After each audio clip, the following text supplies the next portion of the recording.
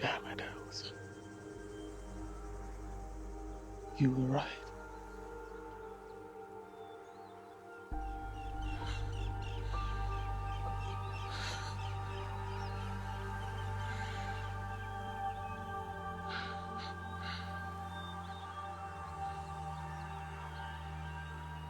They have to see.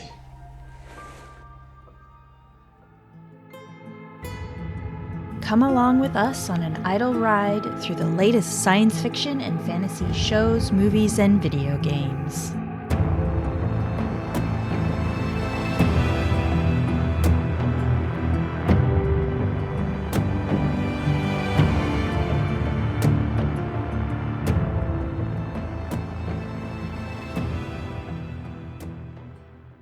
Welcome to Idle Ride. I'm Marcy, your host, here with my co-host and chosen brother, Paul. We're drilling into this one. And with us today, once again, is Greg Howard, the Dark Lord from Realm News Podcast. Welcome back, Greg. Hey, Marcy. Hey, Paul. I'm so happy to be back. Hey, good to see you, Greg. It's great to be back. So we're finally talking about Silo. I've been wanting to review Silo for a really long time. And I know, Greg, I had asked you, I was like, hey, have you watched Silo? Because it'd be really fun if you came on again. And you're like, no, should I check it out? And then I guess you watched at least all of the first season as far as I'm aware. Both seasons. And yeah, you're all the way I through. renewed my Apple subscription because of you, Marcy. Yeah! Just for Apple owes a thanks to Marcy. both you guys. But yeah, so I dived right into that as soon as you brought that up. I never even heard of the show until, honestly. And now you're ahead of me, so... Yeah, I guess I'm ahead of you now. Yeah, I don't think you finished season 2, have you, Paul? No, I just watched the first episode. That was when there were only a few episodes out, and I was like, I'm going to just wait until they're all out. And I haven't gotten around to it yet, but it's there. When you first started watching it, Greg, what made you stick with it? Because you didn't have to, obviously. Well, it's kind of up my alley. I like post-apocalyptic everything.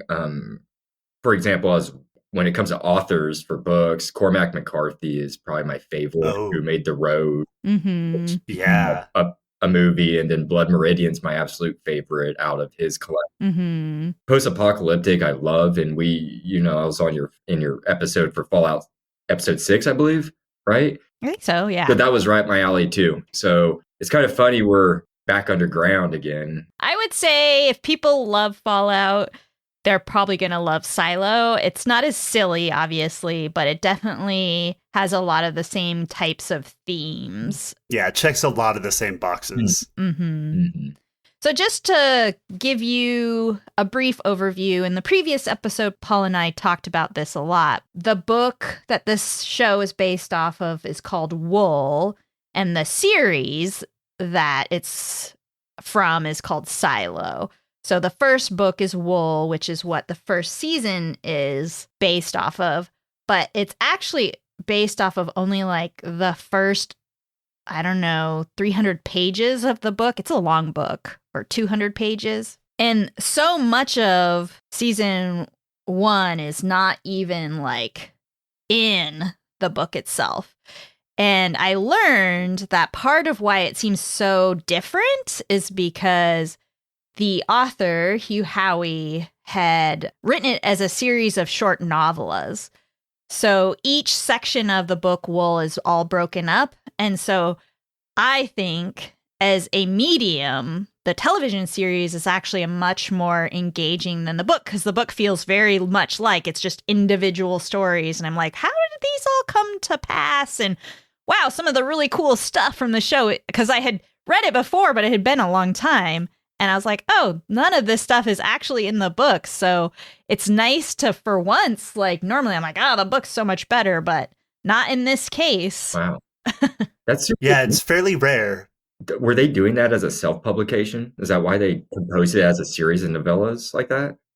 Yeah, so he had actually wrote the very first novel as actually just a short story, and it's Holston's story about going out to clean. And so much of it is like broken up and characters from the TV series are mixed characters from the books. So I'll go into that a little bit as we're discussing this episode, but I just want to, he's self-published. He's one of the first people to actually make a successful book by self-publishing through Kindle from Amazon. Okay. And now, like, everybody's doing it. Yeah. Well, let's get into it. So I'm going to do a little bit of new format where I just give a title of the scene and maybe a small, quick description. Well, it's hard for me to do small stuff, but I'll try to do a quick description of the scene and then kind of let everybody talk about what they thought was most interesting about it. So the very first scene is that Holston is getting suited up to clean, and we see that he's getting fit for the suit. Johns is reciting that same ritualistic speech that they give every time somebody cleans. And then as Holston's going out, he kind of grips Marnes' arm and like, I love you, but I got to do this. And he walks out the vault door, and then he sees outside for the first time. The one thing that I noticed in that scene was I noticed again all those symbols that were like on the wall, and then they focus really clearly on the symbol that's on his pocket where the wool is kept. And I mean, obviously, even after watching 2 seasons, I'm like, I don't know what that symbol is. So I was wondering if you guys had any ideas, because it kind of looks like an atom or maybe one of those plasma globes, because it's like a circle with little like wavy filaments coming off of it. I know what you're talking about. I actually looked it up. They're in the hallway, right? In the concrete or etched in there and everything, and on the pocket, like you said. Okay, let me see what I have here. I believe what I read about that was it's a real life symbol from the Montreal, Quebec World Fair. Or I mean, the Montreal World Fair back in 1968. I can't find that note now, but yeah, I thought that was interesting. I saw that on IMDb. The Montreal World Fair. So here's again, I think it was even in the episode that you were in for Fallout, we're talking about a World's Fair. Because remember, I talked about the snake oil salesman and he was at a World's Fair. Yep. So this makes sense. I'm not going to talk about season 2, but there's the final scene in season 2 that leads you to believe that something is going on. But that is so interesting. So we're now doing a Marcy's World's Fair cinematic universe. 1967 Montreal World Fair. I found my note, and it's titled The Man and His World, and it's almost identical. Interesting. Wow. Okay. I'm so glad we brought you on for this episode. Yeah, I know. I was like, you just tell me what you think it is, and you actually researched it. Great. I'm so glad I like somebody does research. Like little things like that. Well, I thought it was really a curious symbol, but it also reminded me a little bit of the Vault-Tec logo, too, because the Vault-Tec has the circle, and then it's got, like, the straight things coming off of it to the sides. But I felt like, again, this is always a very Vault from Fallout feel scene, is when they're leaving and the doors close behind them. Iconic post-apocalyptic. Okay, I'm changing my answer. It's the Space Force flag from the future, because it's different from the one now, which uses the Starfleet badge. And what happened was we went to space and then came back down. Nice. Done. Done. Fucking Space Force doing scientific studies on humans in the ground so they can go into space. So I do have a clip from that moment. It's part of the scene where Johns is giving the speech. You have been asked to clean and have been provided with materials to do so. But you cannot be forced into cleaning. Once outside the airlock, you are outside the law. Have you any last words? Sorry for all of us. I'm really glad that you did that clip, because that's basically the thing I was going to say. I was taking out of the scene is like, this sheriff is such an officer of the peace that he's sorry for the fuss that he caused. I just think it's a great picture of who this character is. I think he raises his voice one time in this whole episode, And otherwise, everybody else around him gets like really upset and is, lots of emotions. And he's pretty good at like keeping his cool and just trying to figure out what's going on. By raise his voice, do you mean the scene where they're in the engine room going, "What's her name?" The engine room scene. No, I meant the scene where Juliette learns that he might have other motives for trying to find out who killed George. Mhm. But I also have that scene, so you'll get to hear him raise his voice. What was the first book you said? What was it called? Wool? Or? Yep, the first book is called Wool. Okay, and that was the wool they shoved in his little pouch, right? Mhm. Okay. In this scene, they made this thing about going out and cleaning a huge ritual. And so the wool that they use to clean the sensors is almost like a sacred item. Okay. So there's a whole family that I think you meet them in the next season that their job has been to like make the wool for centuries. Oh. And it's almost like they're these priests, but then you learn that they actually were some part of the rebellion or something. And so they're making up for their family's past mistakes by being these wool makers. Anyway, it's kind of an interesting historical thing that the wool is super important because it's what touches the face of the sensors that they see the outside world from. Okay. Clearly, they ran out of microfiber cloths a few centuries ago. Yeah, no kidding. I actually think like wool plays a surprisingly unique role in this show because I started to notice all of the knit items and homemade items. And obviously that makes sense that after a while you would not have machine made. The only thing that was machine made is the suit and the rest of it. Juliette we're always wearing these like big knitted sweaters. And so they're making homemade things from natural fibers from the sheep that they're growing. Okay, I have a dumb tangent, but I was driving from Denver back to Utah yesterday, and I missed my turnoff, and so I took the next exit, and the sign that I saw was, it was Rawhide Energy Project, and I was like, are they like grinding up the cows and like making them fire to like run electrical plants? Like, what's going on here? God. I'd have to get that. I don't know. Beef tallow oil, basically back to whale oil lanterns, Yes. except with beef. Ew. Wow. So the next scene is the down deep watching Holston's cleaning. Some of the key moments from this is that Juliette walks in and she sits down next to Shirley. We don't learn any of these characters' names, but we will meet them and know their names in the future. And Shirley is Juliette's friend, and then Knox is also there. He's the head of mechanical, and they're all watching the cleaning.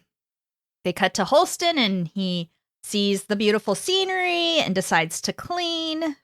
They have to see it. I think he said something like that. Mechanical cheers because he's actually cleaning. Holston starts floundering around and removes his helmet. Juliette is pissed when Holston dies and calls out, "He's a fucking liar." Knox calms down Mechanical when they start rabble-rousing. It was almost like Juliette's rage incited them. And then Juliette screams and throws a wrench in frustration and rage. So that's that scene. So, Paul, what stood out to you the most in this scene? So first off, it stood out as a whole scene that the book didn't have because from what I remember reading, he's like, I don't think anyone's even watching because like, who cares about me, the little old sheriff? But it was cool. I mean, they do want the cleaning, and I have that, he's never seen green like this before. He's lived in a freaking basement his entire life. I definitely thought that if it was me, I would punch the camera. I'd be like, fuck you guys. None of you get to see it. Or I'd just like flop down on it. So like I'm the last thing they see. He's the only one that has ever taken off his helmet before. So that's kind of something. And yeah, she almost fully sabotaged it out of anger. Like she almost blew up the whole 10,000 people or whatever. Yeah, with her wrench, because she hits like a pipe or something and it explodes. She's so strong, Paul. She throws a wrench and explodes a pipe. She's so powerful. I love how, like, in that moment, though, she knows enough to cool her rage and go turn off the pipe and fix it. What about you, Greg? What did you like about this scene?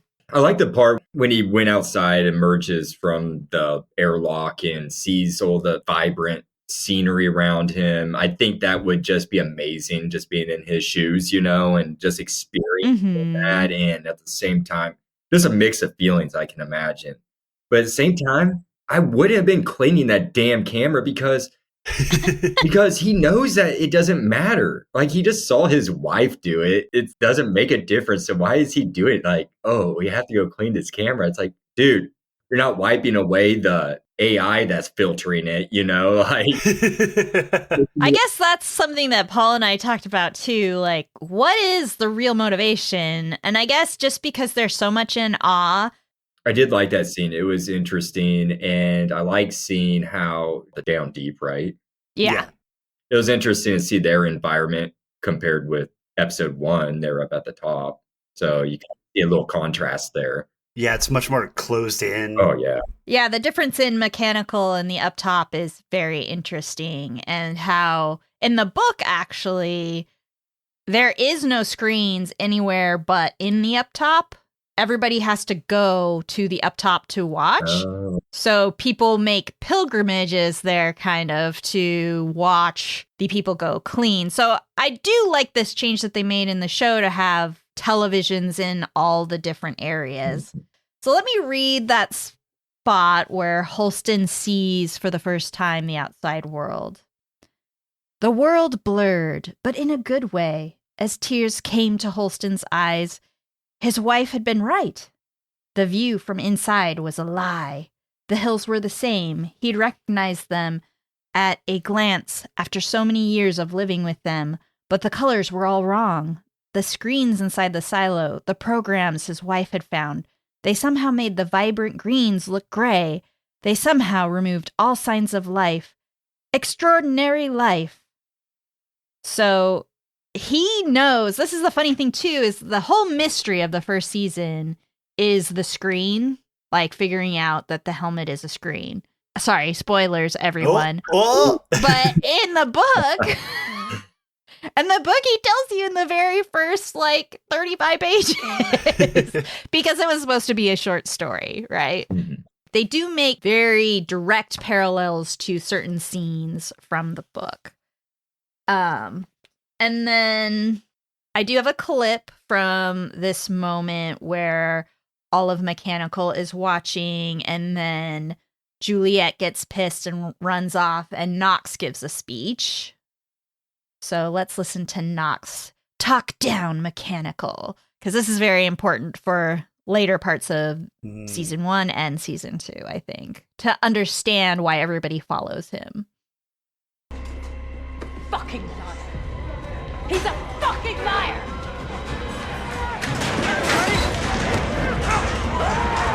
Those hot-headed Mechanicals!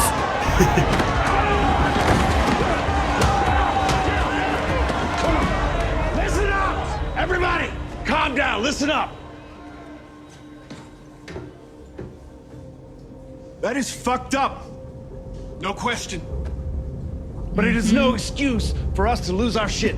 If anybody's gonna fight over a sheriff being sent out to clean, let him fight up top or in the midst. Here, in the down deep, it's none of our business. Our business is keeping the lights on. Yes. Keeping the generator running. Yes. Keeping the silo alive. Here in the down deep, gives me goosebumps. We'll just get shit done. Okay? Okay?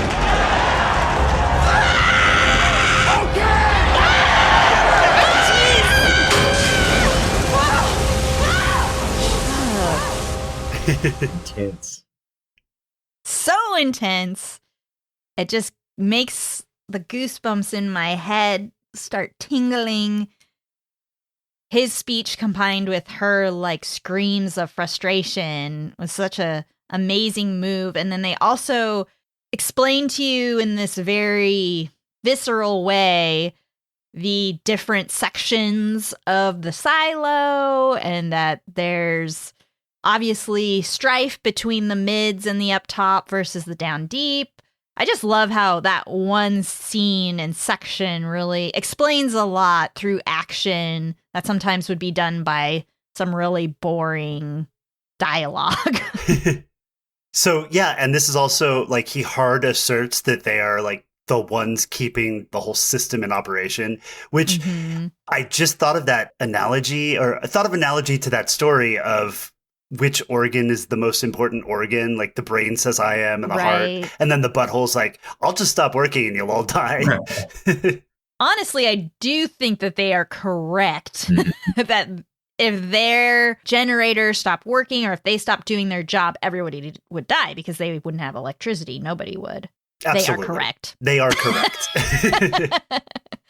And I gotta give props to the guy who's Knox. Like, it's been a while since I've had a little crush on an actor, and I just like those big bruiser guys. Like, he's just like real sexy. I love Knox. And so I do have a book description of Knox that I'm gonna read that is not anything like our sexy main actor. Okay.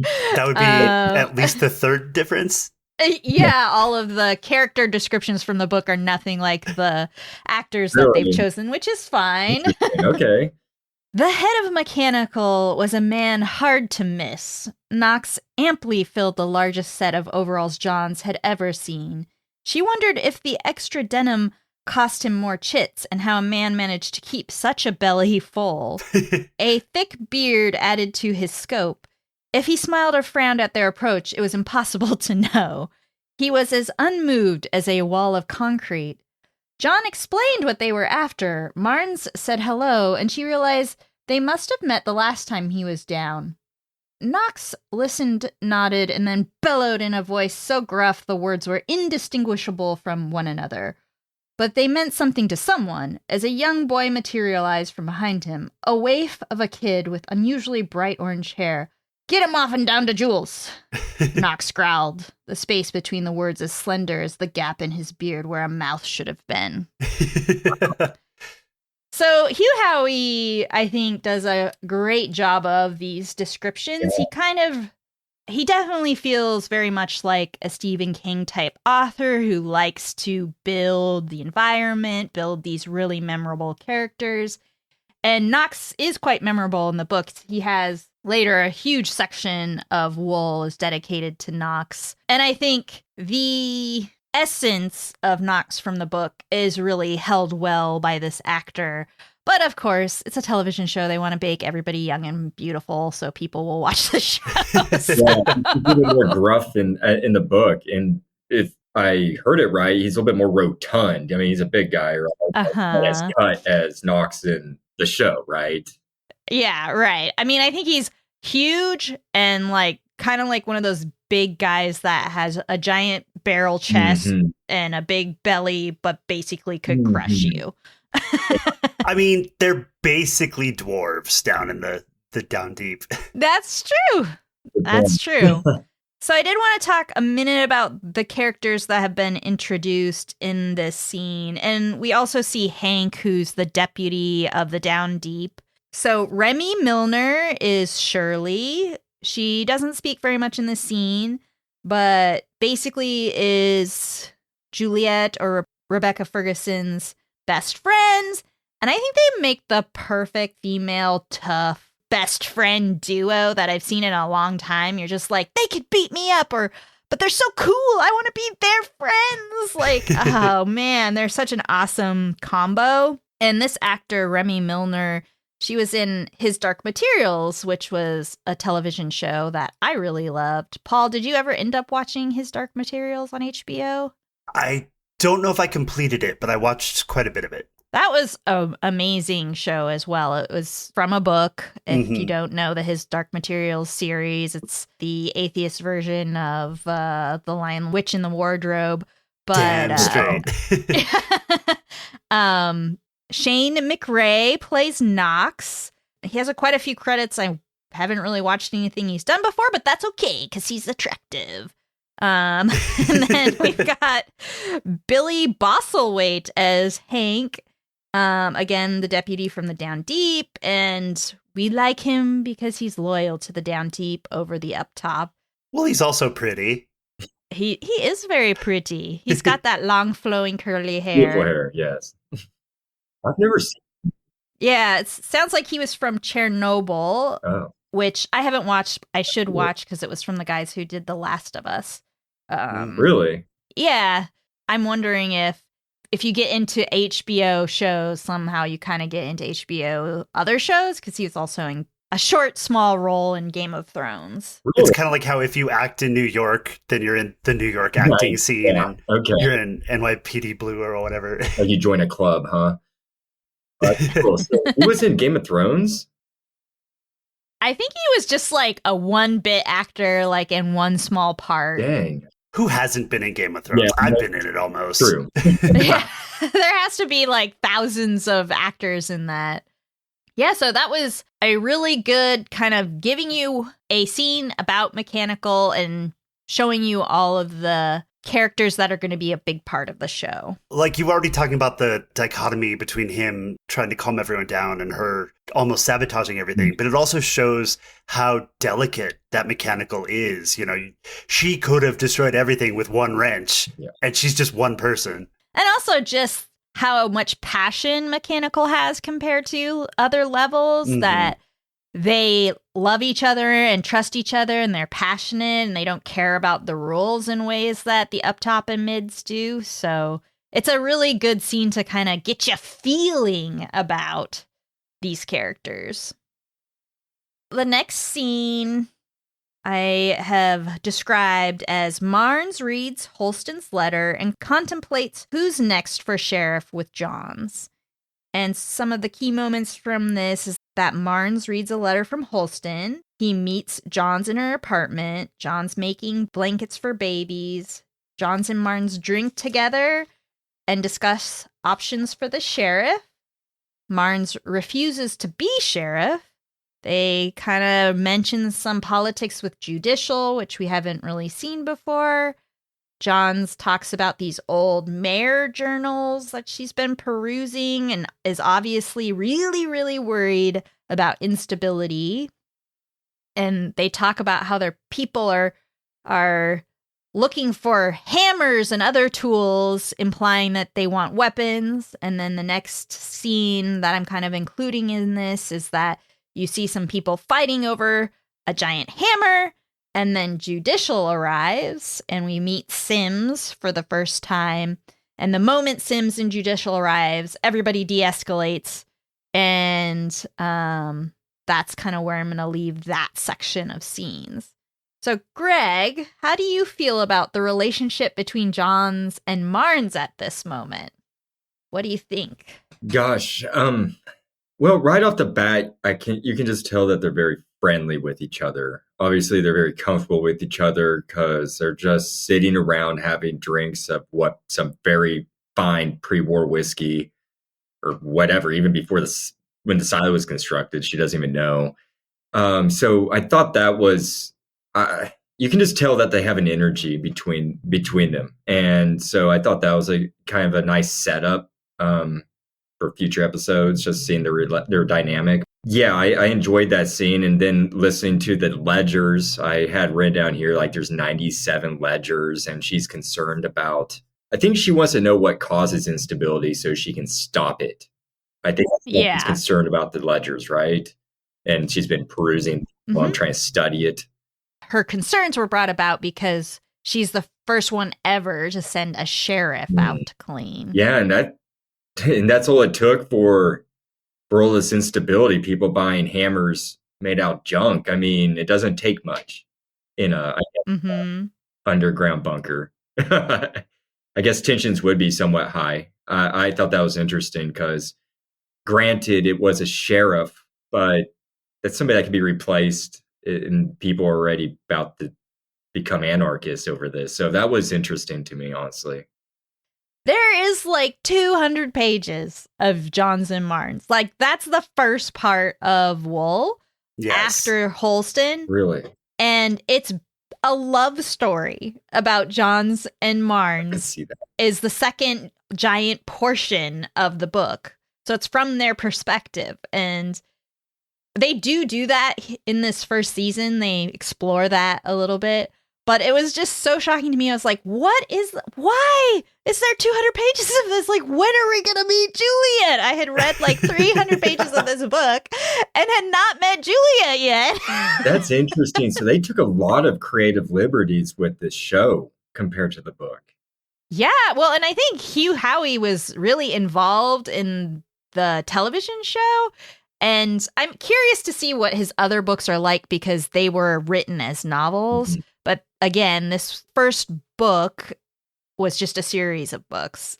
Yeah, they did take a lot of very good liberties. Yeah, I mean, I'm not complaining. I want to read the book. The first thing when I first watched this series was I told my girlfriend, I said, I want to buy the book because I'm one of those types that need to see if it's better. Like typically it's better than the show or movie. So I was like, dang, I really want to see how they describe the scenery and the people. And from what you've read so far, I do love how they describe the people. Like they do a great job with that from what little you've read.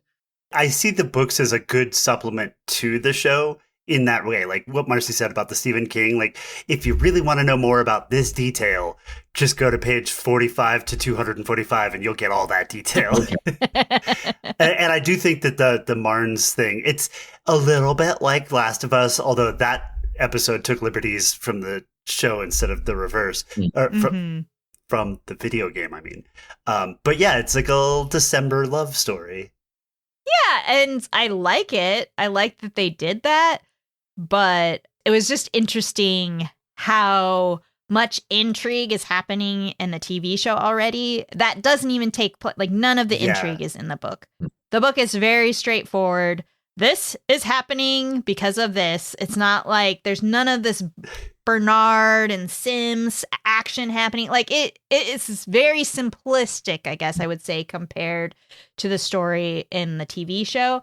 And if Hugh Howey listens to us, I'm not knocking your book. Like, I think you write really well. When I first read this, it was amazing. I still think it's a good book and good story, but I was shocked to see the differences, and I really like the complexity of the TV series a little more. Yeah, so like it's a bit slice of life. I'm going to cite this example.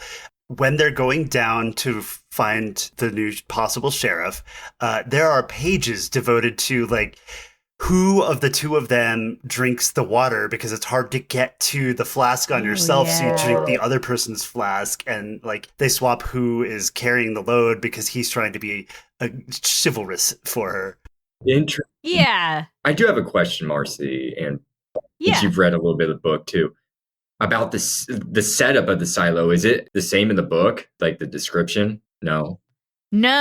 So, for example, well, you've watched season 2, and Paul doesn't care about spoilers. So, and our audience better not either. Who hasn't seen season 2, like fast forward. But so the vault that they show in season 2, where IT is, and that you do, I think, see a little bit with Lucas in season 1. I can't remember, but it is so drastically different from the television show. It's so much cooler in the television show. Okay. In the book, it's basically like a subfloor underneath the servers, and he just like lifts up a subfloor hatch, and then like you go, like how he describes it is like he's just crawling around underneath this, like in the basement area, and there's like a few things there, but it's not like this huge giant vault that you can fit all kinds of shit in. For example, there's scenes where they call out from their silo, and how they call out in the TV series is way more high tech, versus they have these like old headphones and like a little like thing, like microphone thing on their headphones that they're calling like we used to have back in the day. So a lot of the silo itself is different, but I think the descriptions of the culture are very much the same. Interesting. And so like the props in the show and everything, is that pretty similar to the book as well? Like their clothes and stuff like you're talking about, is that pretty similar, Yeah. like in the furniture and stuff. Yes. I mean, I can't remember anything specifically, but I feel like the feel of the culture of the place is very similar. I was asking all that because last night I really got into reading up about their set design and everything, and I was just curious how it was in the book because it was amazing learning about how they designed the stairs, like that whole the whole thing. That was crazy. I watched a whole YouTube video last night over that with Adam Savage from Mythbusters. Like, is that Adam? Whoa! Well, listeners, head over to that YouTube about how they make the sets on Silo, because the descriptions from the book and the TV series itself, it is quite fascinating. So I bet that YouTube is really interesting. It is. Did he bust the myth, though? I think he's just an interviewer now, because it took me a second. I was like, wait, is that Adam Savage? And I looked it up. I was like, that's Adam Savage. I don't know what he's doing. He was just interviewing one of the designers there, one of the chief guys. That's cool. Huh. It was really cool. Super interesting. Busting the myth that Silo, the TV series, isn't anything like the book. Okay. So I do have a reading about Johns and Marnes, just since we were talking about them a little bit. What would your ship name for them be? Oh, gosh. Jarns. Gross, I love It's it. the Jarns. Mons. Ooh, M-O-N-S. Mons pubis. Yeah. Gross. Where's that Okay. mature? All right. She and Marnes seem to be spiraling around one another, testing the memory of old attractions, probing the tenderness of ancient scars, looking for some soft spot that remained among brittle and broken bodies, across wrinkled and dried paper skin, and within hearts calloused by law and politics. What an amazingly, kind of gross, but also tender description of old people love. The paper thin is what got me. Yeah. Yeah, across wrinkled and dried paper skin. Thanks a lot. Like, now I gotta really make sure I moisturize before I get old, or Andrew won't love me anymore. I love you, but I can't touch you because your skin is paper. Yeah, my hair. Oh. But it was like, what a gorgeous description of that relationship. That sentence is just so pleasing to read and to say aloud. So Not many people talk about the mouthfeel of words in books. Mhm. yeah. All right. So what else we got in this part? One thing that stuck out to me on that scene also was the fact that that booze is that old implies that they've never had someone in charge of the silo who was a severe alcoholic, or they just have such a gigantic supply.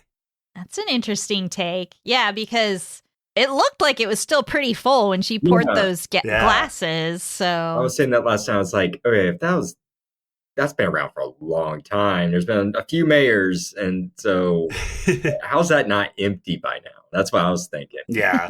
So I'm glad we were thinking the same thing, Paul. Hell yeah. I do know she's been a mayor, based on the book anyway, multiple sessions. And she is quite old in the book, but still. I wonder how that works. Like, are they annually elected in? Like, or is it like, I don't remember the details of the elections. I know they do run actual democratic elections, but it's kind of like our democratic elections where if you're good or people really like you, they just keep voting in the same person. The incumbent. Yeah, exactly. It does say in the book that she's old enough now and well-liked enough now that she doesn't expect anyone to ever vote her out because it'd be kind of cruel to force her into a job that she's never really done before. oh, Funny. she wouldn't just retire? They just get Nobody retires in the silo. oh wow. You just get moved to a different position. That's interesting. I never thought about that. I like in that scene the small detail that the silo is so small and they have so few babies every year that she literally knows every single baby that was born and makes a blanket for them every Yeah. year. Probably out of wool. Mm-hmm. And again, this is where I started noticing the knitted things. Mhm. I was like, oh, she's knitting stuff. And then, oh, everybody's wearing knitted items. So basically, she's also doing re-election campaigns by giving blankets to children who will Smart. one day vote for her. Exactly. Shaking hands. So the next scene I titled Juliette Goes to Walker's Workshop to Talk and Tells the Tale of George. And the key moments of this scene, which I kind of break up into multiple scenes, but key moments of this section, Juliette goes to Walker's office angry and pretends to fix a toaster. Walker confronts her about her outburst. Juliette continues to think George was murdered. Juliette begins telling George's down deep story from before Holston's death. And then they kind of start at the party for her shadow coup. And George meets her there at this party. This is again in the past. And George tells Juliette that he found out something big. And then Judicial arrives at the party. So I'm going to stop at that section there. And for me, I loved the ideas of the shadows from the book, and I loved the shadow in the series, series. So before we start talking about this too much, I do want to do, again, I just love some of Hugh Howey's descriptions of things. So a shadow in the silo world is basically your apprentice. Oh. And so if you don't have children, like, the shadow is basically who you help raise up to learn whatever thing that you're doing. And it's not your child necessarily. It's just whoever's good at that thing. And so I want to read his description of shadows. One departs and leaves behind the gift of sustenance, of life. They make room for the next generation. We are born. We are shadows. We cast shadows of our own, and then we are gone. All anyone can hope for is to be remembered 2 shadows deep. So I love that he's basically describing a thing without describing a thing in this sentence. Like, you want to be remembered 2 apprentices down because you were so good at what you did that everybody talks about Juliette and being Juliette's shadow, or everybody talks about being Knox's shadow because he was so amazing and taught them everything they know. And I really like this idea. It was sort of more of a found family idea entered into this book through the shadows. No, that's super interesting. Yeah. I forgot they were called shadows. Was that mentioned in this episode? Because I completely went over my head and I didn't catch that. But I remember that being referred to later on. But I did like the term shadow instead of apprentice. I thought that was really cool. Because they stand behind you and watch you and they're kind of your shadow. Yeah, so the party that she's at the beginning of her tale about George to Walker is actually the party for this character Coop becoming her shadow. Oh, okay. I didn't realize that. Yeah. Okay. And so also, I guess, to continue along that line, George, the character, is actually an amalgamation of 2 characters from the book. George is actually an amalgamation of this character called Scotty, who was Juliette's shadow in the book, and then her unnamed lover from the book. So you get like literally a sentence about her lover. You actually don't know anything about what the investigation she helped Holston with to make Holston bring her in to be sheriff. Like in the book, there's none of this extra story about her lover. You just know she had a lover, and that's pretty much it. And then you know she had a shadow named Scotty, who ends up being a really smart, more science computer-based person, so they send him to IT. And so there's a lot That's of it. characters that they've melded together. Wow. Super interesting. Mm-hmm. I'm glad you explained that to me because I can't wait to read the book. This and just Yeah, you'll just be like, what the heck? hey. Yeah, I guess we meet Walk for the first time, or Walker, and Harriet Walter plays Walker, and Walker was actually male in the book, and I thought it was fine that they made Walker a woman in the show. She does a great job. I really like this actor. I recognize her from the Emma Thompson Sense and Sensibility. She was like the bitchy Dashwood cousin or something, and she really plays like a good asshole. So it was funny to see her here. I was like, oh, she's actually a completely different character here. But she's also in Ted Lasso and Killing Eve. So Okay. I loved Killing Eve. I've never seen her before, and I haven't watched Ted Lasso yet, so gotta get Buddy. on that Apple Plus. I know. I got lots to watch. I know. Doesn't it feel like such a burden when you like watching television? You're like, I guess I gotta watch this other show. And then I got this podcast, so I got to watch stuff for it. No, Multiple times. Unless my notes are out of order, so please correct me. This is also the part where they say suicide's a crime against the silo, right? Oh, yeah, I don't even have that written down, but I think you're right.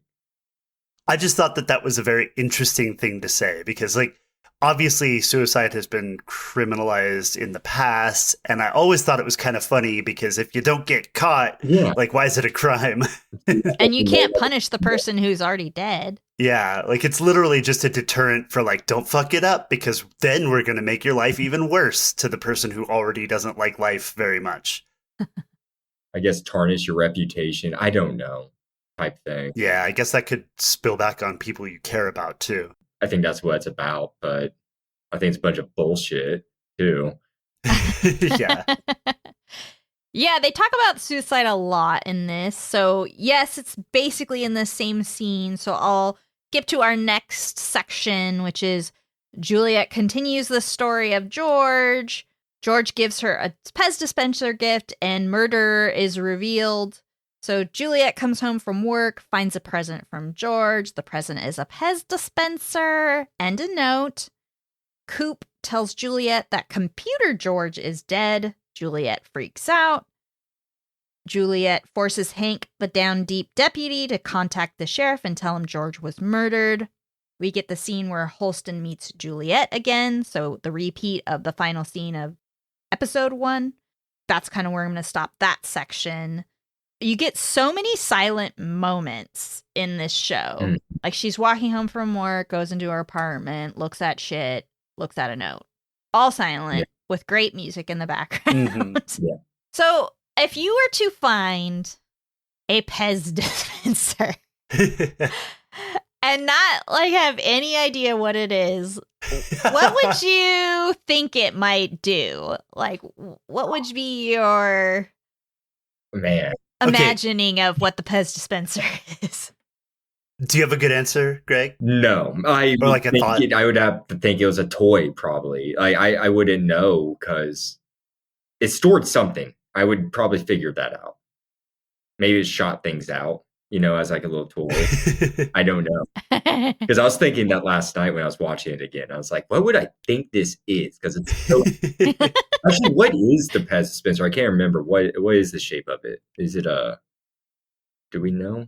Oh, like the things inside? No, I mean like... Oh, yeah. It's a candy dispenser. So you pull it out. It's sort of like... Is it like or something? When you pull a piece of the stapler out, you would just put the little candies in, and it clicks shut, and then when you pop the head open, one piece of candy comes out. Yeah, I know what they are. I was just wondering, is this one like shaped like an animal or something? I can't remember. this it was a specific one. duck. It was a duck. It was a duck. I wonder if that's going to be symbolic or something, or anything to that.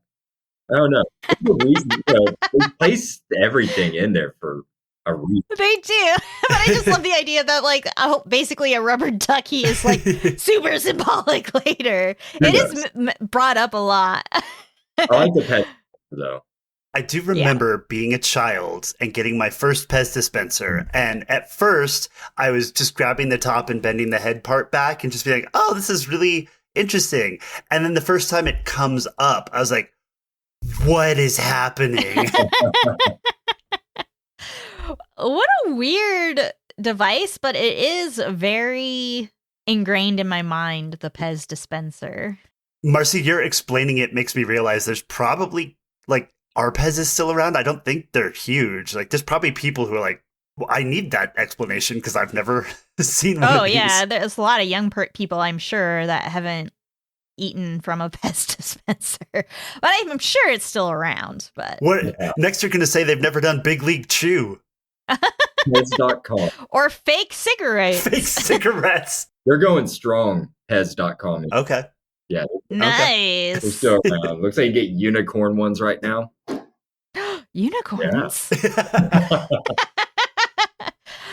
I just like how mundane all of the relics they find are. And they're like, this is obviously a red level relic. And it's like a rubber ball or I don't know. That's one of my favorite part of the show. Is all the little relics. I love that. It's so cool. Yeah, it's just an interesting concept that you're using the things from long enough ago that you don't know the origin of the thing, but you know how to use it. Mm-hmm. And that's a really weird place to be in, I think. Imagine one of those little toy rotary phone car things. Like, oh, yeah. They'd be like, I don't understand what this does. I forgot about those. And I think this is also the part where we get a discussion about unsanctioned versus sanctioned relationships between Hank and Juliette. Mm-hmm. And I personally kind of bumped on this because, you know, in societies, even in the silo, having sanctioned versus unsanctioned relationships gives you less or more benefits than other things. And I know on COVID, Andrew and I were together unmarried for like almost 20 years. But when people started dying from COVID, I was like, we need to get married so I can make all those medical decisions for you, because they wouldn't allow you. You had to be officially like a loved one to go into the hospital to see your person, and sometimes wouldn't even let you in, you know. So anyway, I decided to get married because of the fear of not being able to make those decisions for my loved ones. Because if we wanted to do it for the money, we would have done it a long time ago. But yeah, that's another area where you see that Juliette is always going to go against the grain. She's not going to be forced into something if she doesn't want to be. She doesn't believe in the rules. She's curious. She wants to know things. Mm-hmm. I wanted to ask something about sanctioned being married in the silo. So can you be sent to the mines if you have an affair, or not an affair, but even just a relationship that's hidden? Is that why? Yes. That was something that they said in this episode, that like you could be sent to the mines if you have a relationship that's not sanctioned. I'm guessing that all women have birth control injected into them no matter what. But imagine if somebody had a baby unexpectedly, not to the plan of the silo. Yeah, that's just super interesting to me, because I was like, wow, that's pretty severe, you know? Mm-hmm. I don't know. I just thought that was super severe. Why do they make the mines so awful? Like, can't mining just be safe and okay? I mean, Greg knows. He mines all the time in World News. Yeah. I yearn for the mines, as Steve says. Oh my God. So the next section is Holston and Juliette investigate George's death together, and Juliette begins to trust Holston. So there's lots of key moments in this section, so bear with me here. So Holston, Martins, Hank, and Juliette go to the location where George's body was found. They're discussing suicide versus murder, and motive and opportunity for a potential murder. Holston does a lot of things to get alone with Juliette because he knows she's kind of the key to this, and always sends off Hank and Marnes to do other things. And one of the things is that he notices that Juliette has a watch that's a relic. Holston and Juliette look at George's body together, and she definitely responds emotionally to that. Holston also reveals that he knows about Juliette's past, and we learn that Juliette's mother and brother died of suicide, or one of them at least did, but we don't know who at this point anyway. Holston reveals he knows Juliette was in a relationship with George. Juliette reveals George left something for her and makes Holston promise he won't rat her out to judicial if she shows him those items. So then she takes him to her apartment to show him the Pez Dispenser, as well as the note. But if you notice, half of the note has been ripped off, so the sheriff only sees part of the note. Greg, why don't you start us off with this section? Oh gosh, a lot, a lot to unload there. Just going through it, and it's obviously very emotional. And watching Holston take her to the morgue was interesting. That, you know, just for him to even suggest it, because I don't know, he was obviously, I think, fishing for a reaction. Mm-hmm. Yeah. You know, kind of dig around, see what their relationship was exactly. I mean, he's doing his detective work here. And obviously we know from episode 1 that he has his reasons to be investigating George. So, you know, him having that knowledge and her not, he's using that against her fishing, trying to get to the bottom of it.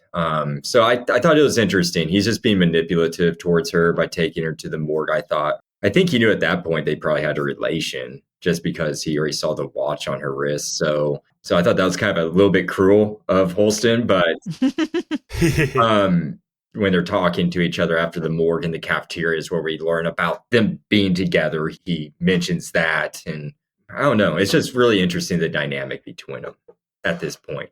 I agree. His tactics to gain her trust, but also learn information was well done, I think. Yeah. I know that it does seem somewhat manipulative that he takes her to the morgue, but also she hasn't seen George's body yet, and she learned that George died just randomly from her shadow while she was getting breakfast or something. And so I feel like as much as it was cruel, it was also almost like a boon that he gave her, because as a loved one, if you knew that someone had died, you might want to see them and Get some closure. And also, I'm sure he's recognized that she's quite intelligent, so she might see something that he didn't see on the body. She's way smarter than him, because in this set of scenes was the part that I was referring to earlier, where they're yelling, "What's her name?" in the loud room, and she's looking at them. Yeah, there's lots of points in this episode where you get to see Juliette in many different forms. So really, it's only this episode that you see Juliette happy ever in all 2 seasons. And honestly, in my opinion, she seems quite neurodivergent in her reactions to things. Like if you watch her with other characters that aren't from Mechanical, she doesn't like to make eye contact. She'll often, her head will be down and she'll kind of be looking up. And it makes her look almost like super serious and sinister, but I think it's almost like her reaction, like, I don't know you, I don't trust you, like, I don't want to make eye contact with you. And then part of the scene is where Marn says, "You look really tense." I was just going to bring that up, yeah. Yep, she says, "I'm always tense, sir," which is absolutely right. Like, you can tell that she's always thinking. And somebody who's always thinking is going to be tense all the time because they're thinking of every possible scenario, the worst possible scenario. That's what I kind of love about her. She's super intense about her loves. Like, she's an engineer, and so her brain thinks like an engineer at all times. But she has very intense, empathy and emotions. So it's hard to express those emotions in ways that are acceptable to other people. So anyway, I think this is a very good just like hero character that demonstrates somewhat of a neurodivergent personality. Yeah, and I don't think they have a lot of classes on expressing your emotional range in this silo. Yeah, and her backstory that you'll learn in later episodes is pretty dire. A little Like, fucked up. yeah.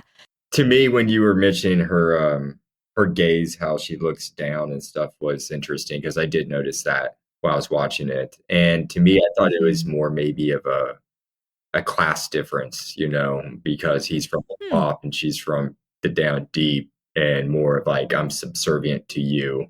And plus, he's a sheriff. I noticed a little bit later that there's a big shift, a power shift in eye contact and speech here coming up soon in it that really stood out to me. And then she broke back to being kind of subservient person. Like it was a lot of code switching. It was interesting. Mm-hmm. Yes, it could be interpreted that way. I feel like it's almost like also trying to hide, not necessarily subservient, but it's an act on her part. She knows that she doesn't actually want to make eye contact and say the things that she really wants to say, so she has to put on this like act for them. Okay, yes, I can see that. I am going to flat out say I was in a LARP this weekend, and my character was the underdog and a spy, and there were 1,000 times where someone was saying something, and I was like, I should say this, and I was like, fuck no, I'm a spy, and I have to keep my mouth shut. And looking down definitely helps with that. Okay. Yes. Nice. Very good. I love Juliette as a character. I think she's one of my favorite heroes of any TV show because of her obstinacy and just surly lovability. Like, as much as, and like, you can feel her frustration, but you love her so much because you're like, competency porn. Again, like, she is so competent at what she does that, like, okay, you're allowed to be surly because you're right about everything. The argument that she had with the sheriff throughout this set of scenes about whether or not it is a suicide, it was treading some delicate water, because you can be very insensitive about this in a TV show portrayal. And like, the sheriff does do a good job of pointing out, like, yes, some people are really good at hiding the despair that they're in. And like, they made it sensitive there. And I just kind of wanted to point out or shout out to people to check in on people you care about. And if you need help, reach out to people, and don't just give up because one or two people couldn't have the space for you. Like, keep reaching out. Yeah, that's a very good point. It's really interesting that in the silo, suicide is prevalent enough that they start teaching you when you're young how to recognize the signs. And I mean, it's a little forethought for us to think about that it is more common than you think. And suicide, especially in men, is a huge epidemic right now. Isn't there like a phrase like 33 veterans a day or something? Wow. I don't know. I think something like that. But yeah, there's lots of helplines out there that you can call. The National Mental Health Support Hotline is 988 Suicide and Crisis Lifeline. So it's like calling 911. If you put in 988, you can get help. Also, that's way easier. Yes, you have friends and family, but they're not professionals and they might not know how to respond. So, these hotlines have people who are there to listen and know how to help you. Thank you, Paul, for bringing that up. So Juliette is still telling her story of George's death, and Juliette takes Holston to a secret location deep under the silo, and they find the hard drive. So key moments from this scene are Juliette takes Holston to the secret tunnel at the lowest point of the silo. They see some drawings on the wall from before the rebellion. Juliette shows Holston the drill that created the silo. Juliette reveals this was the moment that she realized she didn't know anything about the people from before. George made a little living space down there, was collecting relics, so Juliette shows Holston all the relics, including a video camera. And then she identifies that a wire is missing from one of the items in the relic area and pulls on this wire string that leads to the hard drive, as well as the paperwork that George and Allison were working off of, her recovering files document. And then Juliette makes the connection that Holston's wife knew George. And then Juliette and Holston kind of come to odds against each other about this connection. But then in the end, Holston, after their little kind of fight, agrees to help Juliette. So I know there's a lot in that little section that I just described, but I would like for us to maybe start with Paul doing his little lessons in lore, because there's an amazing scene, again, that was completely silent, where they show the giant drill that has drilled into the earth to make the silo, and it's very heavily featured in the background throughout the rest of the episode. It's pretty gorgeous. My first thought when I saw it was, that's the steam core from Frostpunk. Oh, yeah, it does very much look like that game's steampunk core or whatever it's called. I've never heard of it. Sorry, John. So yeah, let's talk about drills a little bit. So when Marcy said, hey, maybe we can talk about drills, I was like, oh, I've got immediate ideas. The first thing I wanted to talk about was the Kola Super Deep Borehole, which was in Murmansk Oblast in Russia in the 1980s, like 79 to 89. A scientific team near the border with Norway just dug as deep as they could, and they reached 7.619 miles, or Wow. 12,262 meters, because metric's a better unit, which is the deepest hole. And the reason they stopped is because up to that point, they thought that they were just going to get hard rock, and this changed their sort of understanding of what's under the crust, because it started getting too hot and too liquidy for the drill technology they had at the time. And I don't think we ever really tried to go well, we ran out of money on a couple expeditions. So we basically got to the molten level past the crust? It was still technically within the crust, but it was getting syrupy. Whoa. That's Yeah. really cool. So that was back in the 80s? It's 79 to 89, yeah. I'm sure we've been back with newer technology, right? Yeah, we've done different stuff. We've tried to go like where two tectonic plates are diverging, so it's already, as deep as you can go. And there's an expedition in Antarctica where they drilled to a frozen buried lake and they found life there. And you get huge core samples. You learn about geology. You learn about our deep past and the composition of the atmosphere. There was a drilling expedition where the asteroid hit that killed off all the dinosaurs, and they learned about how that worked. There's a lot of cool science you can do. This is why I wanted to talk about the Kola Super Deep Borehole, is when I was 19-year-old or so in college, there was this Sounds from Hell audio clip that was going around. Oh, yeah, I remember that. You remember that? Yes. What? That's cool. What is it? So it's a freaking urban legend that a team of Soviet engineers in an unnamed place in Siberia drilled a 9-mile deep hole, breaking through to a cavity, and then they hear these like sounds, which, if you're scientifically bent like I was like, okay, so you're hearing lots of air moving or something. Like, it's hot there. You're going to listen to a tea kettle. But all of the religiously bent people were like, no, it's people screaming from the torches of the Dante's specifically hell. This makes me think about the movie Armageddon, when the only people that could save the Earth were a bunch of oil drillers instead of fucking astronauts and scientists. And good old Bruce Willis saved the day. Don't want those PhD nerds that like to fly up in space. You hit my favorite movie at the time. Oh, yeah. Well, but what's so funny is they made these amazing astronauts out to be like the assholes and the biggest nerds in the universe.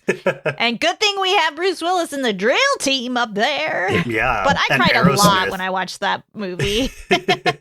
What have they done with the world's deepest hole? Is it like a tourist attraction now, or do you know, Paul? Oh, that is a great question. Let me see if I just wondered what. where I is love it that. today? What have you done with the deepest hole? Walk off into it or what? I imagine they didn't fill it in. No. Okay, so in 2007, the scientific team was completely dissolved. I guess they were just doing research on what they'd already drilled. As capitalism do, sold it to a private company, which then partially liquidated, and then it fully liquidated in 2008 because it wasn't profitable, which, science tends not to be profitable. It's the products and fruits of that labor coming way later after brilliant people think about it for a long time that we get cool things, but... Right. It is still visited by sightseers, and apparently the structure over the borehole has been partially destroyed and or removed since then. Oh, wow. Okay. Interesting. Guess we'll have to go borehole sightseeing. And I guess to correct myself, in May 2008, its record length was surpassed by the curved extending research drilling bore well of BD04A in the Al Shaheen oil field in Qatar. Wow. Or Qatar, Oh, which is 12,289 meters. wow. Wow. Well, this drill looks super cool. It does. No, very good work. Designed the drill. And it looks like what I would imagine a big drill would look like. I guess, yeah, that's a really good point before we go too much more. That is a huge drill, and all of the drills I'm talking about, they're usually like centimeters, not Enormous. 50 feet or whatever that thing was.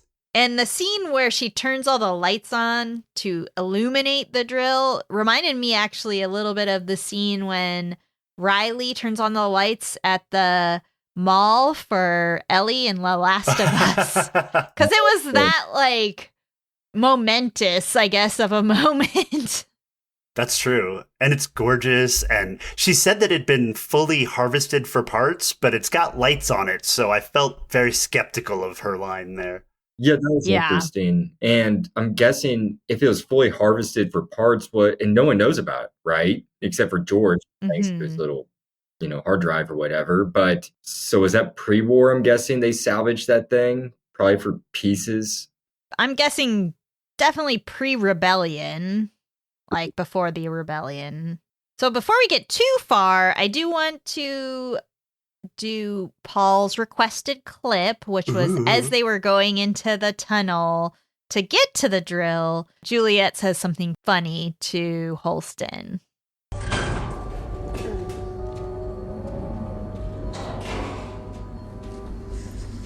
I hope you're not afraid of the dark. Or tight spaces. Or heights. Heights for me. So the more she thinks about it, the more she's like, oh, and there's this trigger and this trauma warning. And spiders and. Yeah, it was good. And she's always good at that. I think she's quite brave and will do things that she's afraid of. She fights her fear, but she's good at warning people or protecting people from their own insecurities, I guess. I don't have a lot to say about that scene, except I do have another clip of her and Holston having their argument, which I think is a big part of that scene. The moment where they're looking at the relics is really fun because the video camera does come in later. And again, like we talked about before, Greg, that it's just fun to see all like the little items that they think are important but aren't really. Yeah, it's funny. It's like, I don't know. They did a great job because that's how it would be. He just holds up the video camera and then he just tosses it down. It's like, yeah, it doesn't understand. We're like, no, it's a video camera. Get stuff on it. So let's listen to that clip about the red level relic that they find. Is that why you're here? To see if I had anything to do with why your wife went out to clean? Came down here to determine his cause of death. Bullshit. You're wondering if George had anything to do with why your wife went out to clean. And I'm gonna have to tell Judicial his death was an accident. What? Why? Why would you do that? He was murdered. By who? I don't know by who. There's a reason why George hid this. Maybe it'll tell us why what happened to him. I don't know why you hit a fucking hard drive. This is a red level relic, making it a threat to order in the silo. I don't care about the order in the silo. I want you to do your job. Maintaining order in the silo is my job. What about finding out the truth? I've got to get this into the incinerator before That anyone else finds it. doesn't always No.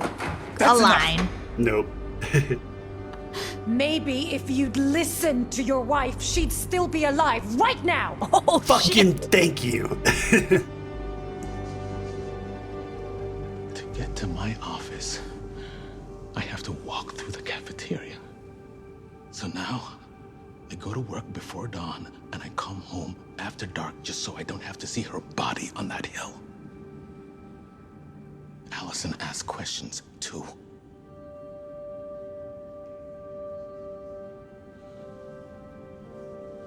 She was never afraid. Then please, help me. Help me. Grow up hair like your wife had. Yeah, that was a lot. Yeah, just a lot. When she said when like you should listen to your wife, she'd still be alive. Like listening to her like this is all a lie when she was trying to convince him. Is that what she meant? Right? Or what? Well, if he had taken the time to listen to her, she might not have gone out to clean because she would have been able to express herself to her husband instead of feeling like she had to hold it all in. And then that's the thing about having a significant other. Usually you can tell them everything, and that way you don't say it in like public and get yourself in trouble. I think she would have went out either way, but honestly, I don't know. I mean, I think part of the problem was that he wears his sheriff badge more than he wore his husband badge. And she knew that was the case. So if he hadn't been sheriff, she might have shared these thoughts with their husband and then been able to be like, okay, like, I really think this is the case, but not felt the desire to go and see and find out in the way that she did because he wasn't listening to her. I mean, we'd never know, but... I like the idea that marriage licenses are how you get husband badges. Andrew, here's your husband badge.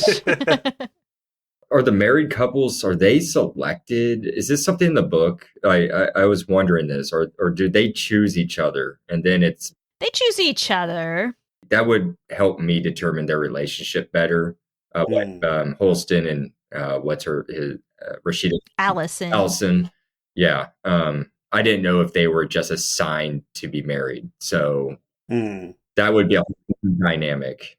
I think it's you find someone and then you can apply to be a real couple. Okay. And then they can deny you, I suppose. Okay. Interesting. So I think there might be a weird underlying nefarious evil plot of like they're genetically choosing the most subdued of the population to breed. I mean, that's kind of part of the through line of season 1. I Yeah. just had a thought. What if there's like a worker who's a part of that who can just like do the approval and denial to get their own spouse or like arrange it for people? I don't get it. Repeat that. Okay, so like a young couple's like, I want to marry, this person. And there's someone who's like, no, you will marry this person because I want to marry you. Oh, yeah. It could be that there's weird shit like that happens. Just watch Severance. Yeah. Gross. Yeah, that's some crazy stuff. This argument showed how perceptive and smart she is and how he was also playing a pretty smart and perceptive game. Like all their cards came out on the table. She called bullshit on why he was doing what he was doing because he got to hide behind, no, I'm just doing my job until all that. So like to me, this scene was the payoff of like a lot of suspense and drawn out scenes. Like I don't want to say that this was a boring episode, but I do have some trauma that I should probably talk to my therapist about with suspense and questions because of Lost. And I don't trust shows until they've proven that they're trustworthy. Well, I think that's the great thing about the main character being from Mechanical is because her most important thing that she said that describes her as a person is like, I just want you to find the truth. Yeah. So Mechanical is very open and honest with their feelings and thoughts. And that's part of their culture. Because I guess if you're not, and if you don't trust the person that's bending this gigantic gear that could come back and hit you in the face and murder you, like, you couldn't work down there. They're the blue collar worker of the, they sympathize with each other going through the mud and the muck, you know, so Yeah. be a factory worker myself at my full-time job. It's like we're at the bottom of the bucket, so. Yeah. But yeah, like because of that position, they are reality-based people. There is an objective, correct answer or set of answers for them. And like, find the truth, fix the problem. Get it done Right. with those political bullshit and just do your job. Do it. Yeah. Yeah. You're the Yeah. And do it the right way. Like, don't do Yeah. it the hidden secret way. Like, Yeah. be transparent. Like, why can't we be transparent about this? Yeah. This is stupid, you know? So that's what makes her so sympathetic to the audience, I think. That and of course a sheriff is always going to be, again, as I said during the clip, but order and truth don't always align. Yeah. And so keeping order might mean that you have to hide the truth because the truth might cause rabble rousing. Who cares how he died? We just don't want people just blah, blah, blah. But, I mean, he's good at he doesn't apologize, but basically getting her to trust him. And there's one moment where he kind of raises her voice when he's like, stop grabbing at this. But then he calms it down again. He refocuses. And he does realize that her statements are true, that part of what caused Allison to kind of go over the edge was his inability to see that she was going through something and to not shut her down if she was talking about things that he couldn't handle. So I liked that whole sequence. I thought it was really well done. Rebecca Ferguson's acting in it was amazing. Like the changes in her voice, like the pitch in it was so emotional. Like it got to me. Yeah, it's probably one of my favorite scenes actually in that episode was down there when they're at George's little camp area in the drill. Mm-hmm. So then we return to Walker's workshop in the current timeline. And Johns and Marnes are again reviewing candidates. So the key moments from this, Walker is trying to sympathize with Juliette. Juliette admits that she didn't show the sheriff the other half of the note, which said that George found what he was looking for. Walker warns Juliette of danger. And then they skip to Marnes and Johns. And again, they're reviewing sheriff candidates. And Johns doesn't want just a basic candidate. And so Marnes finally reveals that he's been hiding from her, that Holston did actually pick someone. Surprise, surprise, it was Juliette. And that Marnes also wanted Juliette, even if she refuses to become sheriff, to get his badge. And then John says, well, I don't want her to come to me. It's time for me to walk the silo again. So that thus begins 200 pages of the book. So I'm going to stop at that like little section. The deviation from the book was something that I thought was interesting because in the book, he did not have a successor. It was the mayor's job to choose the successor. And also the IT guy, like he's going to stick his nose in and be like, I think you should choose this guy. And she's like, nah, I'm the mayor. I get to make that decision, buddy. Yeah, and they switch Bernard. Bernard is the one that presents Billings as the candidate. And in the show, it's just kind of coming from judicial as a whole. But later we learn that Bernard kind of runs judicial. But you might make the mistake of thinking that it's just Sims. And I do like the Marnes and John's relationship, again, is presented here where they're drinking as they're going over the candidates. They're friends. They talk about how they wish that Holston was here, that every time they come across one of these decision-making moments that they always think of Holston, and then they realize he's not there. It also is a very silo-y sort of Fallout Shelter kind of thing where once you find a slot that you're good at, you stay there for life. Like, you shouldn't promote the deputy detective to detective just because promotion paths. Like, he's great at that, and he should not become the new sheriff. And he knows that. Yeah, I like that Marnes is just like, I do not want to be Yeah, he just wants to retire. Yeah. Which I was actually a little shocked when I first heard that, honestly. When he said that. Like the mayor, I just figured, I assumed he was just going to take over. And then when he said I'm going to retire, I was like, oh, okay. I'm done. Okay, you're done with all this. Well, in the book, it's more part of why he wants to do that is because he wants to start a relationship with John's. And the only way to do that is if they're not co-workers. I see. So he's like, I want to retire so I can fuck you, John. And again, we kind of see this fear that John's has of rebellion. And so all of her motives are to prevent Mechanical from rebelling, because the silo has kind of become this tense situation that unless somebody goes out to clean, people are constantly, slowly just becoming more and more tense until the next person goes out to check if, are we ready to go outside yet? The next section is Juliette returns to the digger site. Key moments are that Juliette remembers her time with George. There's a flashback to when she and George are at his little tent city in the digger site. And George reports that he wants to go to the past, and he found a door farther below. We learn that Juliette is afraid of water, which is a huge thing throughout the season, which, I mean, I guess you would have never guessed that her fear of water would become a huge part of season 1 and season 2, but it is. They make love. So we step out of the flashback, and then Juliette uses a rope to go even farther down into the digger room, and there's water at the bottom. Dun, dun, and dun. She freaks out. And then that's kind of the end of the episode. My note for that part, because it was such a beautiful shot, but it also was basically the descent. Oh, it is. Yeah, I feel like this show has a Descent feel, very closed in, claustrophobic feel.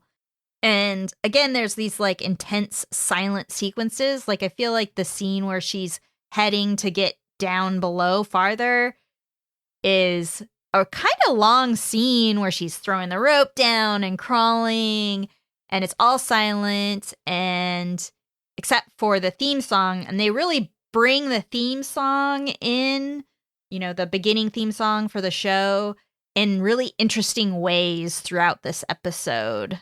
Yeah, I like the theme music a lot. I had that written down in my notes. That and the entire intro. You know, I love all that. But this part, like the scene that we're discussing, I really enjoyed it. Yeah, there's a lot of just visualizations going on here. And one of the first things that stood out to me was, you know, no one in this silo probably does know how to swim, unless they have a swimming pool that I'm not aware of. But yeah, water, that would be the scariest thing probably. It's just liquid. And I was trying to imagine that. Yeah, she would have quite a bit of courage to just even attempt going down there. Don't even have goggles or anything. You're just going into a black abyss. Yeah, well, you wouldn't even know what you would need, because you're right. Nobody's ever swam before. No one's seen this much water. Yeah, maybe somebody who's at the aquatic farm, because they do have fish. Yeah. But I mean, no regular person knows how to swim in the silo, because you use water to sustain yourself to wash, but it would be such a waste to use it for anything else. Mm-hmm. I do have a clip from the flashback with George because I think this is an important scene for Juliette's character because we never see her this happy again ever. So it's good for us to have this moment where she's super open with someone and playful and in love. Like, she has kind of a scene with Lucas later, but it just isn't the same. What do you need it for? To get where I'm going. Okay, where's that? The past. The past. What are you looking for? What I'm looking for isn't nearly as important as what I found. You. Nice one. You. You idiot. Seriously, what are you looking for? If I find it, I'll let you know. Tell me. Tell me. Okay. I think it's a door. A door? Spoilers door? for season 2. I saw it on an old drawing. It's at the end of a short tunnel. What's behind it? How do you even know it's real? Well, I don't know. That's why I need to find it. It's somewhere down at the bottom. At the bottom. There's water. There's water down there. Why would anyone put a door at the bottom? I know that the water scares you. Yeah, it scares me, George. Because you sink in water and you can't breathe. What if you fall off the rope? What if you can't get back up again? What I'm if... gonna be careful. Uh-huh. Why'd you Okay, make fall me a off a deal. railing? If you're gonna go down there, I don't want to know about it until after. Okay? Deal. So obviously she's a skinny person because I don't sink in water. I can swim, but I'm not a super strong swimmer, and I do sink. Like, I sink like a rock. So I have to Okay. be strong in order to stay up. So I get that. Yes, I like swimming, and I have a lot of extra padding to keep me afloat, so... But I can empathize with Juliette. I mean, it is terrifying. I am deathly afraid of scuba diving. Oh, And No. one time Andrew was like, okay, let's just try scuba diving light. Let's do snuba. I don't know if you've ever heard of snuba before. no. Sounds dumb. So- What is it? It's basically like there's a floating, kind of looks like a surfboard, but there's oxygen attached to that. And so you have a tube attached to you with the mask, but you can only go like 20 feet down, not very far. So you're breathing from like an oxygen thing, but it's not like you're going deep or have to wear the tank or learn any of the things. And I put it on and I'm like, okay, you are a strong, independent woman. And I sink and I start breathing and I can hear myself. They're like, don't hyperventilate. And I can hear myself because you can hear your breathing in your ears. And I look up and the instructor's like he's making this hand motion where he's like, slow down your breathing. And I'm like, and like, I would be able to calm for like a second. But for whatever reason, not having control of not like knowing if the oxygen is going out and like, can I make it? Like, obviously I could make it to the surface. No problem. It's like 10 feet, but just not for me. Scuba diving is not for me. I've never done it either. I love being in the water. And if I cannot touch the bottom with a light dipping of like my head, if it is 10 feet or more deep, I have visceral panic reactions. Really? I'm not that bad. I don't think I would jump out into the middle of the ocean, and tread around, but I love to kayak. I used to do it very often, and there was times where you'd fall in the middle of the lake. And if you really let your mind think that's when you would panic. It's like, oh, you know, nothing in Kansas is going to eat you. Nothing is going to eat you. But, you know, just knowing like there's 100-some-pound catfish, they won't touch you. I mean, they won't bite you or anything, but just knowing that there's some big down there. Yeah, that if I sat there and I'd start to panic, you know, I don't like Sure. big things under me. No, but I would probably do scuba over anything heights related. I hate heights, so I would do scuba before doing anything jumping off a plane. Well, I definitely wouldn't do that either. So No, I seem tough, but I am the biggest fucking chicken in. Well, I don't even know if I seem tough, but You seem tough, Marcy. okay, thanks, Paul. You always got my back. Yeah, because you'll kick my ass. I'm definitely the like, I don't know if we should do that. I mean, falling out of an airplane. Perfectly good airplane, yeah. Parachute doesn't open. Yeah, I'm the like, let's take a minute to think about this, folks. But Juliette is braver than us all, and she overcomes her fears to attempt these things. So I really respect her for that. And yeah, I think it was a solid episode. We get to meet all the core mechanical characters briefly. And I love mechanical. I love the down deep folks. Yeah. There's not a lot of upper level mid characters that you will like. So I just think it was a good kind of introduction to the main characters and a real introduction to Juliette, and that she's an emotional character, that she's an empathetic character. And this is where they get you to like her so that later, when she's kind of like gruff and surly, you now understand why. Yeah, that's a great summary. Yeah, I liked it a lot. I liked where they ended it with her dangling on a rope. I thought it was great ending. That whole area, if I discovered it, or like I think most people discovered that, they'd probably turn it into a speakeasy. Yeah,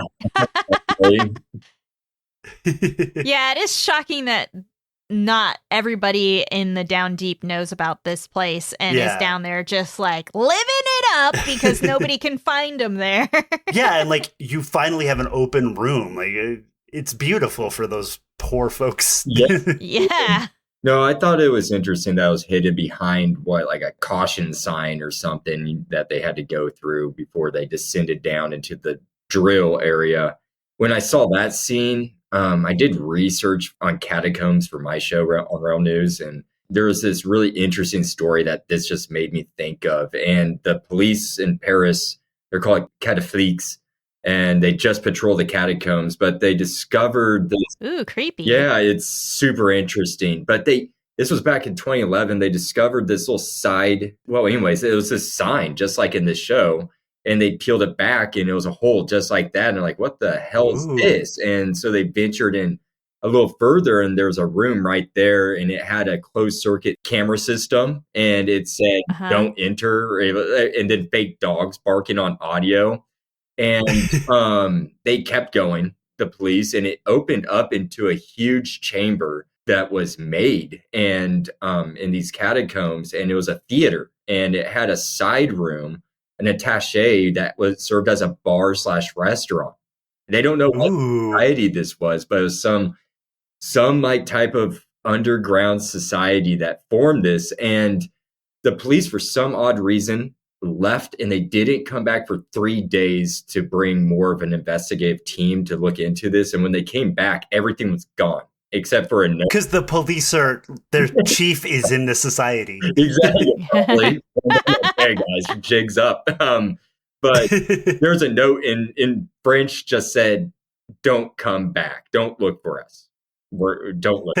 And I was like, wow, that's super cool. interesting thing. The catacombs there go on forever, but that's what this scene really made me think. I was like, and it did shock me. I was like, how did no one like follow George or from Mechanical or like just out of curiosity go down this little hallway or and you just look around. I was kind of shocked no one discovered it before him, myself, honestly. Yeah. I think in a later episode, it is seen that many people from Mechanical have found that in the past. And my reasoning behind why people aren't going off and searching is that they're basically just working all the time. Yeah, that's true. Okay, And yeah. maybe the kids would find it, or I think most of the people are probably just working. But that is a really interesting story about the catacombs. Catacombs or secret hideouts are just a really fun notion. Mm-hmm. We're doing a remodel right now, and our nephew was just so enamored because Andrew said he was going to make a secret tunnel. We never really did like make a secret room or anything. Were you He's singing so- the Avatar Secret Tunnel song? secret tunnel, secret tunnel.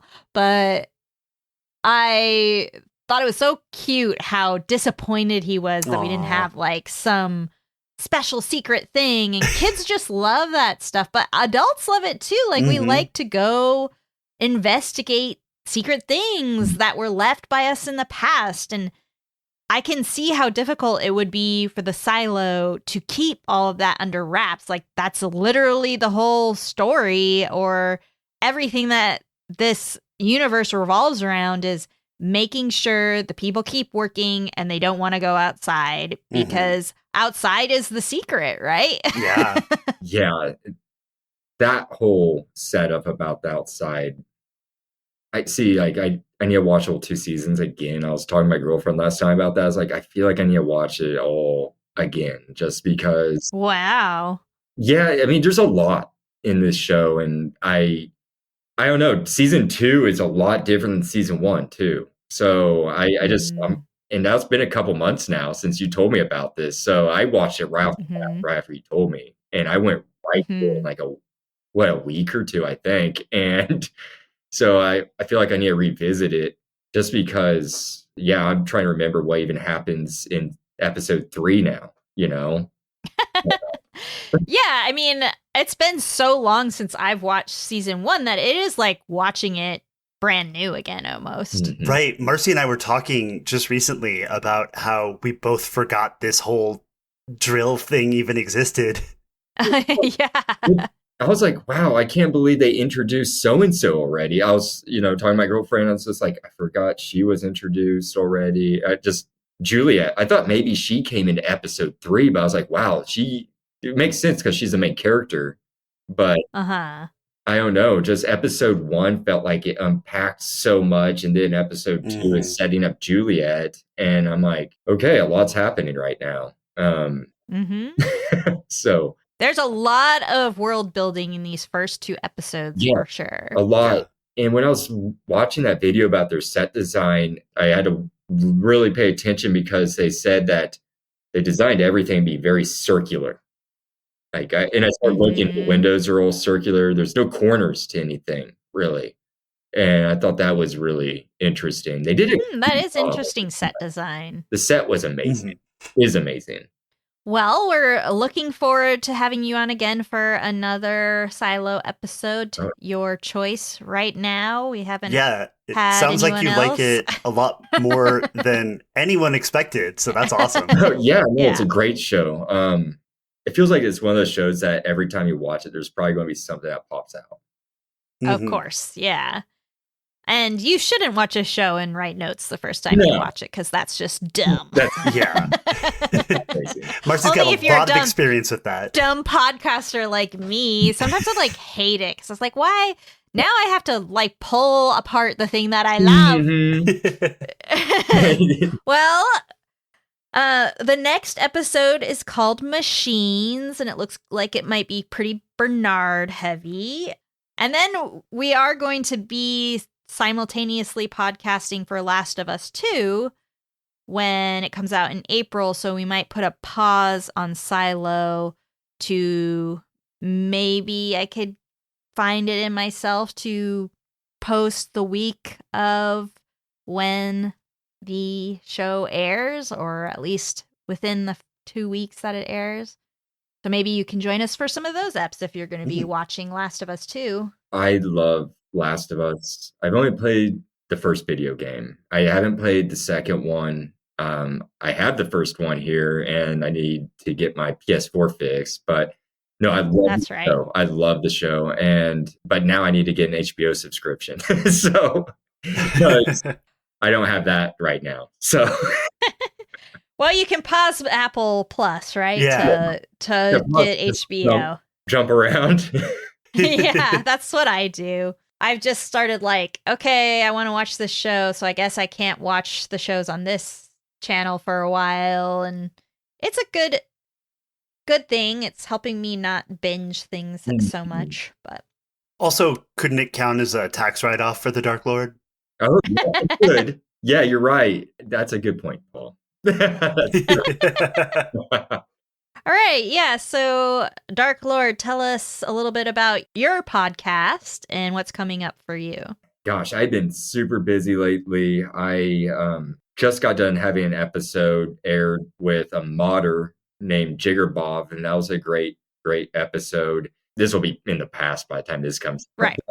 Anyways, right now, I'm preparing for a meeting with the university, actually the biggest university in Canada that specializes in technoculture, art, and gaming. It's the Milieu Institute in Concordia, I think of Montreal, perhaps. I need to double check that, what province, but I'm meeting with 4 of their researchers, and they do a lot of their research on through Minecraft.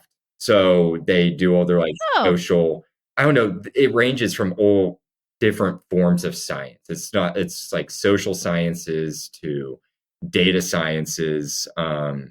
Very interesting. Honestly, I didn't know there were colleges and universities out there using Minecraft as a research tool. So I thought that was super cool. Super amazing. And also, it was so fantastic that your background turned into fireworks while you were describing it, and it felt correct.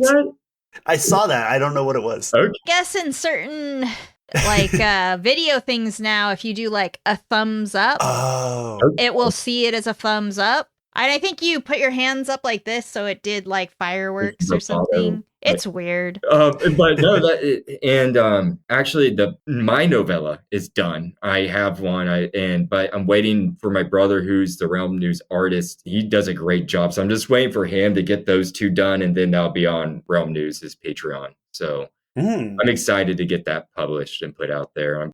What's your nom de plume? The nom de plume is Greg Howard. I'm just going with okay. Dark Lord. The name of the book is Torvingi in the Village of Alp, and that'll be coming out soon. And you can find that bio.link/Realm News. That's really congratulations cool. on finishing that. That's a huge thing to do, was write regularly enough to actually create content. So great job. No, I'm excited for it. And it's part of a trilogy, so there'll be a second one coming out after this, and a third. Nice. Thank you guys for having me back on again. It's an honor to come back on. I love you guys. Oh. Yeah, so it's Thank you so much. You. It's an honor. It's great talking to you. We love too. having you. Yeah. All right. Well, if listeners want, please rate and review us on Apple or Spotify or wherever you listen to your content. And next time we'll be talking about Machines, episode 3 of Silo, and hope that you come and listen to that episode. All right. Well, talk to you later. Bye. Bye.